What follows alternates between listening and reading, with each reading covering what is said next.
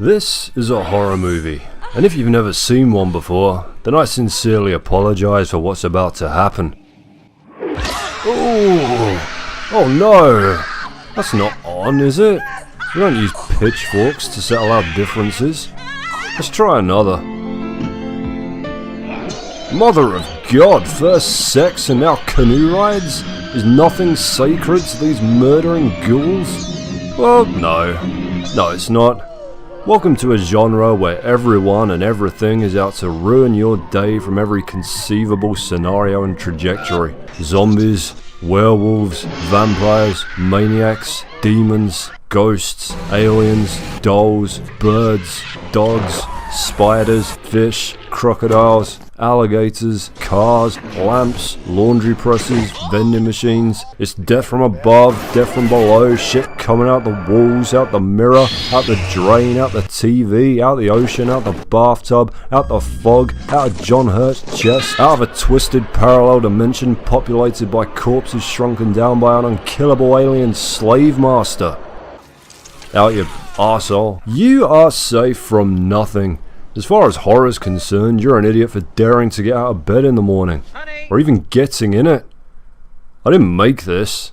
This is a real film that you can give somebody money to watch. You know, perhaps the best thing about Deathbed, the bed that eats, is that they included its tagline in the title, just in case you find yourself confused about Deathbed's intentions. This is no mere luxury item that just happened to land itself with an unfortunate brand name, folks. It'll fucking eat you. In a genre where you can't even call for help for fear of the goddamn phone eating your soul, the sheer reach of its influence should come as no surprise. Wherever man has devised an artistic medium, the cold cruel of horror has made its home. Its roots run deep and are difficult to fully unearth. Ancient religious texts and funerary rites warned of terrible soul-devouring demons and curses of the restless dead. But it was somewhere around 480 BC in ancient Greece, a time known as the Golden Age of Athens, that horror first stepped out as entertainment rather than fearful belief. The tragedies, as they were known, were performed to hundreds, often thousands of spectators of the time, and they sang of murder, monsters, and dark commune with the violently departed. Their gruesome tradition would endure long through the days of Rome, whose own works fixated on spirits, witches, and black magic, a curiosity that became a full-blown obsession for the Inquisition, who tore through Europe for 600 years, hunting down those who they deemed to be complicit in the spreading of dark arts. Their infamous witch-hunting manual, Malleus Maleficarum, had reached most of the continent by 1520, and would go on to influence a new era of playwrights to pen ever more bloody and morbid works, culminating perhaps most notably in William Shakespeare's Macbeth, in which the title general is famously influenced by three witches to butcher his way to the Scottish throne. But Europeans were far from the only ones conjuring up tales of supernatural mayhem. Before the Inquisition were even a tickle in the Roman Catholic Church's balls, the Japanese were compiling the gargantuan anthology Konjaku Monogatari, a collection of over 1,000 tales that featured ghost stories not only from their own country, but from the reaches of India and China. At a similar time, the equally epic Arabic work 1001 Nights began to take form, presenting chronicles of haunted cities, ravenous ghouls, and homes plagued by fearsome jinns. This work in particular would go on to reach the bedside of a young H.P. Lovecraft, the creator of everybody's favourite tentacle-faced extinction event, Cthulhu. But listen, we could spend an entire episode running through the horror family tree. I just wanted to illustrate how ancient that tree really is, how its branches have grown to touch everything from art to music, board games to theatre, comic books to theme park attractions, and movies to video games. Yeah, I bet you were wondering how long it'd take us to get to that, weren't you? About 6 minutes. Tell your friends. There you go then. You're looking at the world's first horror video game. Or at least some of it. This is the screen overlay of Haunted House, released in 1972 for the very first home video game system ever brought to market, the Magnavox Odyssey. That's right, 1,922 years after Pliny the Younger recorded the earliest known account of a haunted house, we finally got a game about one. The Odyssey functioned far more like an interactive board game than it did the consoles we know today.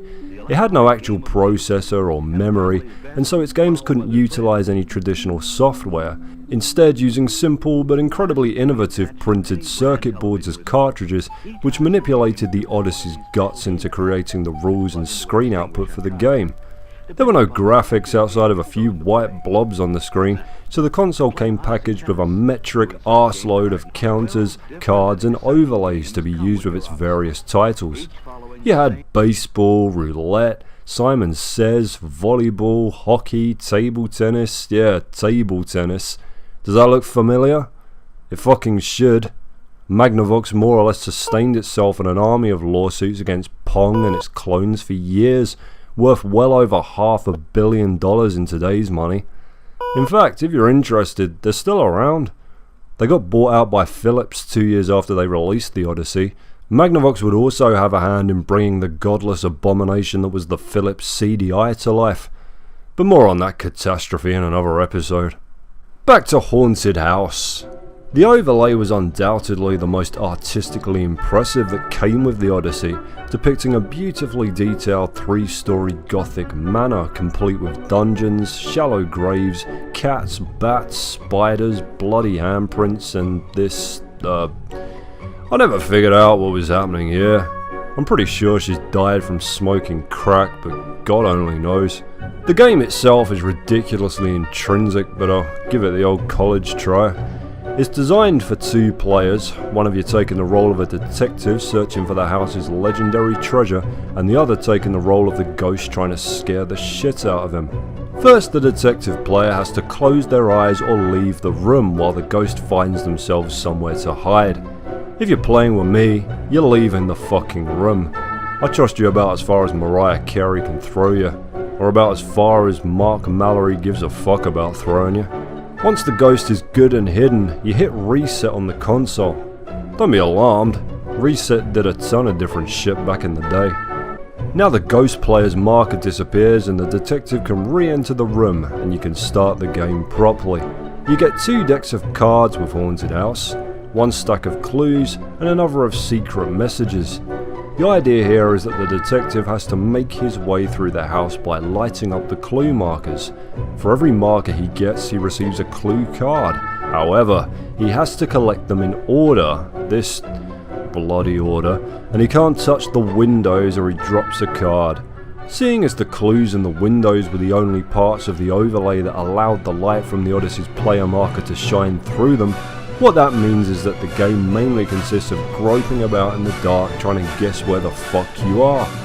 Go near where the ghost is hiding, and the player hits the reset switch to reveal himself and is encouraged to scream BOO to scare the shit out of the detective. Boo! Boo, motherfucker!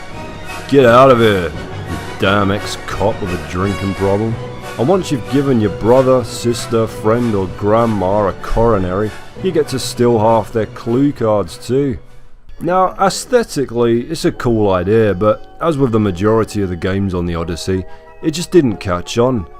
Even 40 years down the road, board games have never reached any sort of evolutionary peak where a TV needed to be added into the equation. The most popular title on there was table tennis, due in no small part to the game being the only one that didn't need any additional overlays, counters, roulette wheels, cards, money, scaffolding or Christ knows what else. With sales of around 350,000 units, the Odyssey was widely considered to be a commercial failure, but nobody could understate the impact or the channels it opened up in gaming. Aside from installing itself as the very first commercially available home console and being a technological work of genius, its table tennis game birthed Atari's Pong, which almost single-handedly built the arcade market. Even its clunky board game mechanics were years ahead of their time. In the mid-80s, actual board game manufacturers began developing video board games, played with the aid of VHS tapes, to compete with the profits that Sega and Nintendo were gobbling up like so many hallucinogenic mushrooms. Take that, you crazy goblin. In January of the same year as the Odyssey's release, another game entitled Haunted House made it into the arcades. It was an electromechanical shooting gallery, a type of game that had been around since the early 60s. Impossibly intricate in their design, utilising hundreds of moving parts and later even rear projection techniques, they wore the crown that video games would snatch away. Taito, Sega, Midway, Namco, all manufacturers of these beautiful doomed machines, would change tack within less than 2 years of Pong's release and enter the video game industry instead. Midway in particular would go on to release 1978's Space Invaders, which in under 4 years exploded to the tune of $7.5 billion of profit in today's money. It's hard to really pinpoint where it all truly started. Was it with the electromechanicals? Computer space? Galaxy game? Tennis for two? Bertie the Brain? The cathode ray tube amusement device? Penny arcades and their various attractions had been around since the 1800s. We could spend an entire separate series pulling on that thread to see where it leads. But what we can say for certain is that the sparks truly began to fly for the video game industry in 1972, and there, in the wings, not yet prominent but present nevertheless, stood a pair of haunted houses. Horror gaming was a long way from finding its feet, but even in the beginning, it was there, watching.